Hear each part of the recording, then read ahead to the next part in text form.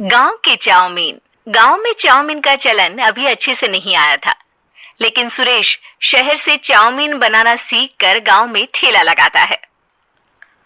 अरे ये केचुआ है क्या भैया? कैसे खाया जाता है? अरे नहीं नहीं, ये चाउमीन है। चाउमीन शहर में खाया जाता है। कितने की दे रहे हो सुरेश? 10 रुपए की प्लेट भरकर।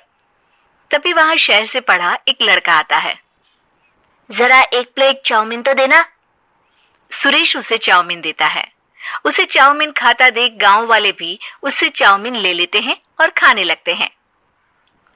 अरे वाह सुरेश भैया, कमाल की बनाए हो। 2 प्लेट मेरे बच्चों के लिए भी पैक कर दो। बस फिर क्या था, सुरेश का ठेला लगता है और चाउमीन खरीदने वालों की लाइन लग जाती है।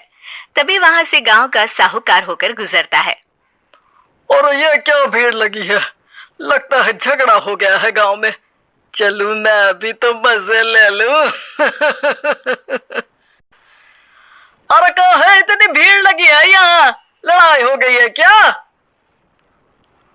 अरे साहूकार साहब, ना ना ना, कोई लड़ाई ना हुई है। ये तो सुरेश की दुकान है चाउमीन की। हम लोग चाउमीन खाने आए हैं, आप भी खाइए ना।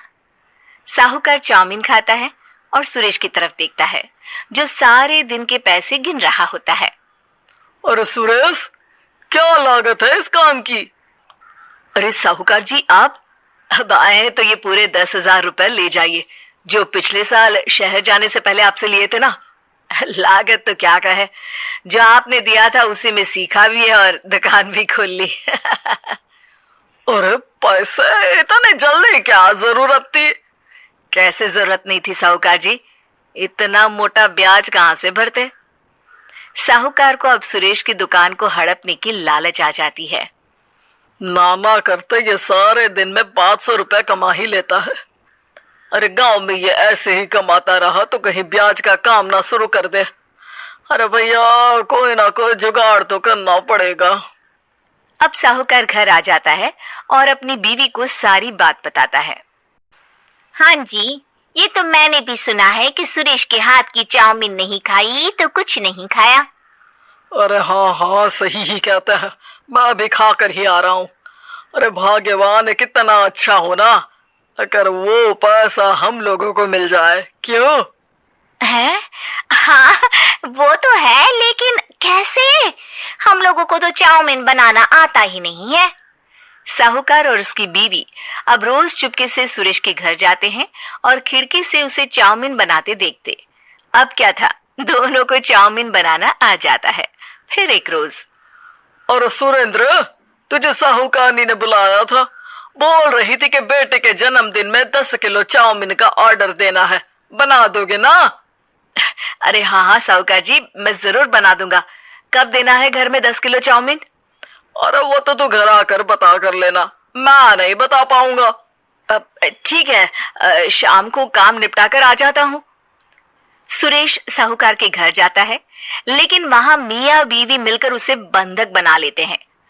अरे मुझे क्यों बांध रखा है? मुझे छोड़ दो। आज से तेरा ठेला मैं लगाऊंगा और बहुत सारे पैसे कमाऊंगा। साहूकार एक आदमी को सुरेश की निगरानी में लगा देता है और वहां से चला जाता है। अगले दिन, अरे साहूकार जी, आप कब से चाउमीन बेचने लगे और अपना ये सुरेश कहाँ गया? और वो तो शहर गया है, उसका कोई काम निकल आया था। बोल रहा था कि जब तक वो ना आए तब तक मैं ही उसके ठेले का काम कर दूं। पैसे भी तो बहुत उधार ले रखे थे उसने। लगता है कर्जा भरने के डर से भाग गया है। अरे पर वो तो बोल रहा था कि उसने सारा कर्जा उतार दिया है, और वो क्यों भागेगा? इतना तो कमा रहा था। अरे मुझे क्या पता। अरे चाउमीन खाना है तो बोलो, नहीं तो भागो यहाँ से। अरे हाँ हाँ, दे दो दे दो। अब तो चाउमीन खाना पूरे गांव के लोगों के लिए आदत ही बन गया है। ना खाओ तो नींद ना आए। हाँ हाँ, तो लो और निकालो 50 रुपए। 50 रुपए क्यों? सुरेंद्र तो 10 रुपए में देता था। अरे वो पागल था, मैं थोड़ी ना हूँ। गांव वाले, जिनको चाउमीन की लत लग गई थी, वो करते भी क्या, दे दो और ये लो 50 रुपए। लेकिन फिर साहूकार उन लोगों को प्लेट में थोड़ी सी चाउमीन रख देता है। अरे ये क्या, पैसे 5 गुना ज्यादा और चाउमीन बस इतनी सी। अरे साहूकार साहब, भगवान से तो डरो। बस फिर क्या था, साहूकार की मन मर्जी चलने लग जाती है और गांव वाले करते भी क्या। एक रोज मुझे तो लगता है कि सुरेश को साहूकार ने मार डाला होगा, क्योंकि उसका काम इतना अच्छा चल रहा था, फिर वो क्यों जाता, और वो भी साहूकार के हवाले दुकान करके। ना बाबा ना। अगले रोज भाग्यवान, देखो तो जरा, इस सुरेश भी ना कितना पागल था। जिस काम से वो ज्यादा पैसे बना सकता था, उससे इतने कम पैसे छाप रहा था। 50 रुपए प्लेट में भी गांव वाले खूब खा रहे हैं चाउमीन। हाँ जी, और जितने में वो लोगों को 10 प्लेट खिलाता था भर भर कर हम लोग उतने में 20 प्लेट बना रहे हैं। क्यों जी? वहीं सुरेश रोज भगवान से मांगता कि बस एक बार वो किसी तरह वहां से निकलने में कामयाब हो जाए, लेकिन उसकी हर कोशिश नाकामयाब होती। फिर एक दिन, अरे भाग्यवान, ऐसा कुछ करो कि चाउमीन बनाने का खर्चा आधा हो जाए, जिससे हम लोगों को और मुनाफा हो। ना जी, मुझे तो कोई तरकीब ना सूझ रही। अरे सुनो, एक काम करते हैं, चाउमीन बनाने में जो सब्जी लगती है वो मंडी में लेने तुम देर रात चली जाना। तब तक वो सारी सड़ी गली सब्जी जो दुकानदार वहीं फेंक जाते हैं, वो उठा कर ले आना फ्री में। अरे वाह जी वाह, आप तो बहुत समझदार हैं जी। बीवी वैसा ही करती है, लेकिन अब लोग चाउमीन खाते तो मुंह बनाकर। फिर एक बार, अरे राम राम राम, ये पेट में दर्द काहे हो रहा है? आई, आई, आई, आई, आई। हाय रे हाय, मेरा भी पेट दर्द के मारे फटा जा रहा है। सभी को शक हो जाता है कि उन लोगों को चाउमीन खाने से ही ये बीमारी हो गई है।